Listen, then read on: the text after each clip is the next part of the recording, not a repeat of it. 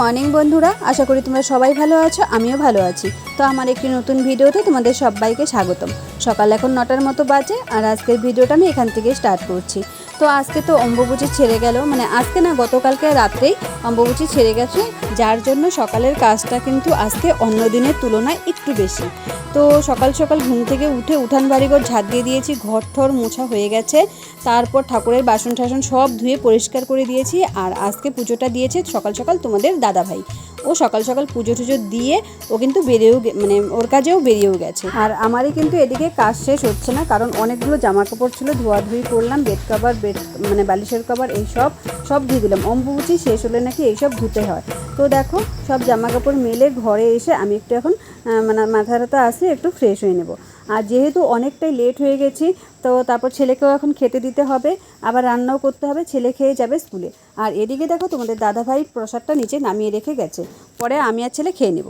তো দেখো এদিকে দুধ বসিয়ে দিলাম, ছেলেকে দিয়ে দিলাম খেতে, একটা কলা দিয়েছি একটা কেক আর দুধ, ওদিকে খাচ্ছে। আমি এদিকে দেখো রান্নাঘরে এসে বসিয়ে দিলাম ভাত, সঙ্গে আলু পেঁয়াজ একটু ভাজা করবো। তো ভাত হতে না হতেই দেখো আমার গ্যাস সিলিন্ডার শেষ। দাদাকে ফোন করার পর দাদা এসে গ্যাস সিলিন্ডারটা আবার লাগিয়ে দিয়ে গেল।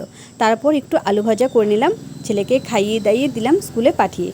ও টোটোতে করে চলে গেল স্কুলে। এখন বাকি কাজগুলো সব আমি আস্তে ধীরে গুছিয়ে করব। সকালবেলা আলু ভাজাটা করেছিলাম, সেটা দিয়ে কিন্তু আমিও সকালের ভাতটা খেয়ে নিয়েছি।